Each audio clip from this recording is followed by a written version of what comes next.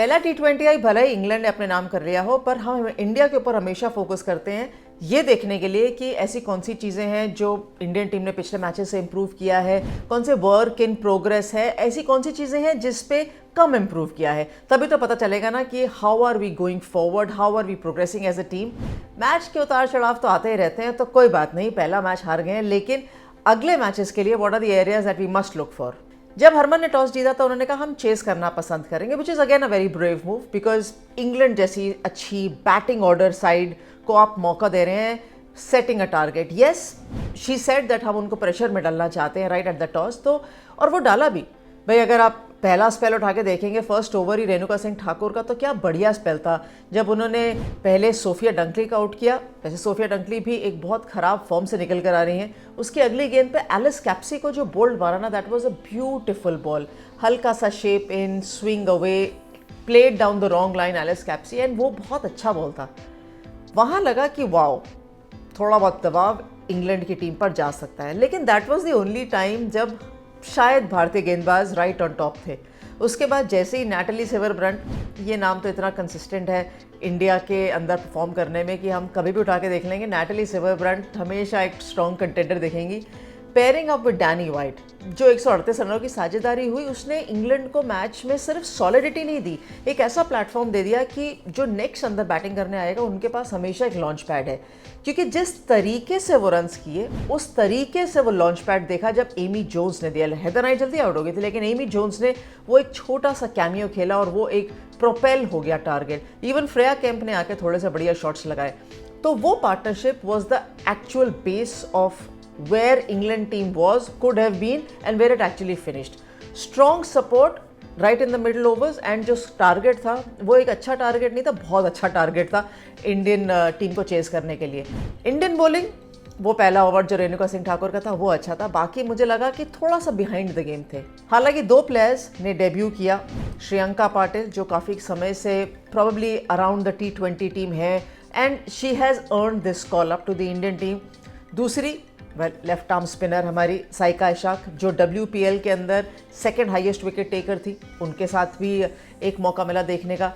मैं ये कहूँगी कि अगर फील्ड प्लेसमेंट गलत थी तो ये इनकम्प्लीट होगा, गेंदबाजी फील्ड प्लेसमेंट के अकॉर्डिंग नहीं थी, ये भी इनकम्प्लीट होगा। लेकिन कंप्लीट पिक्चर ये है कि बहुत सारे एरियाज ऐसे थे मैदान में जहाँ इंग्लैंड बैटर्स को स्कोर करना ज़्यादा आसान था। अगर बॉलर्स एक साइड ऑफ द विकेट पे फील्ड लगा के गेंदबाजी करते हैं तो captain can set a field accordingly, लेकिन लेंथ बिकम्स वेरी एसेंशियल। सो कुछ चीज़ें थी जो मैच में इनकम्प्लीट दिखी, एंड स्पेशली चैलेंजिंग दिखी फॉर दोज इंडियन बॉलर्स, जो ऑफकोर्स साइका इशाक पहला मैच खेली थी, विकेट ज़रूर मिली, बट गुड थिंग कि कनिका आहूजा को गेंदबाजी का मौका मिला, गुड थिंग कि श्रियंका पाटिल ने 2 विकेट ली और उनके चेहरे पे वो कॉन्फिडेंस दिख रहा था जो एक अच्छे प्लेयर की निशानी है। So that is a very nice and a healthy positive. जब चेस करने के लिए आए तो very disappointing the stroke. Smriti Mandhana experience player है इस भारतीय टीम की लाइनअप में, चाहे टारगेट आपके पास 200 से अधिक हो या 150 हो, आपकी अप्रोच इतनी ज़्यादा चेंज होनी नहीं चाहिए, which just shows that either you are too confident और यू आर अंडर कॉन्फिडेंट, क्योंकि ऐसे शॉट्स लगा के आउट होना बनता नहीं है किसी सीनियर प्लेयर का।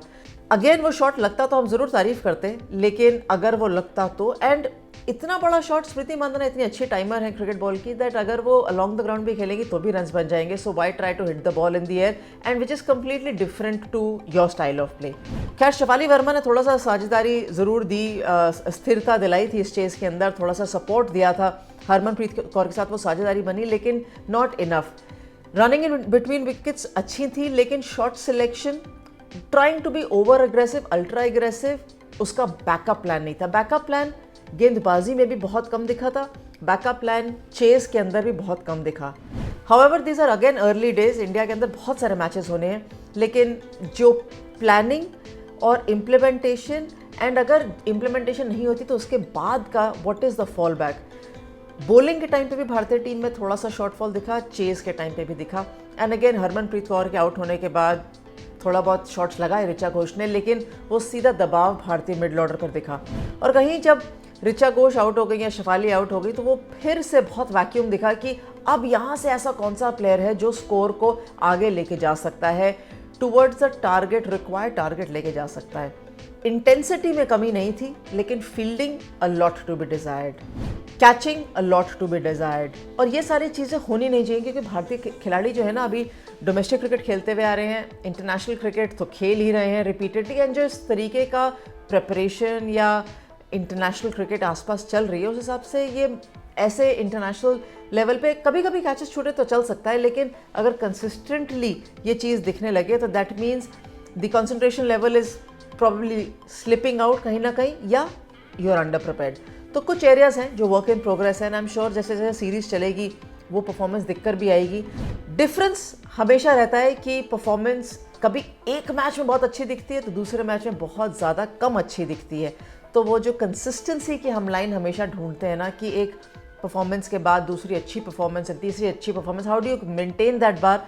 A bar that Natalie Silverbrandt maintains, a bar that Sophie Eccleston coming back from an injury has maintained, हम उस कंसिस्टेंसी को ढूंढते हैं। इस इंडियन टीम में ऐसे बहुत सारे प्लेयर्स हैं जो बहुत अच्छा खेल सकते हैं और खेलते भी हैं। कंसिस्टेंसी आ जाएगी तो definitely this Indian team will look a lot more different and the confidence will automatically show on the park. एक और बहुत इंपॉर्टेंट चीज़ होने वाली है, वो है WPL का ऑक्शन, और बहुत जल्दी इस ऑक्शन में ये दिख जाएगा कि कौन से नए प्लेयर्स हैं, खासतौर पर डोमेस्टिक प्लेयर्स जो WPL के टीम्स में नजर आएंगे, एंड कुछ ऐसे इंटरनेशनल प्लेयर्स जो पहले मिस हो गए थे, खासतौर पर Danni Wyatt, strong statement with a half century in the first T20 international. उस सब पे बात करेंगे अपने अगले प्रोग्राम में। Watch out for the WPL auction special कि क्या स्ट्रैटेजीज हो सकती हैं टीम्स की, कैसे टीमें और आगे जा सकती हैं, क्या करेंगे, पर वो सब अगले दिन के लिए। अगला T20 इंटरनेशनल से पहले ये सारी बात होंगी। Thanks very much for watching different strokes.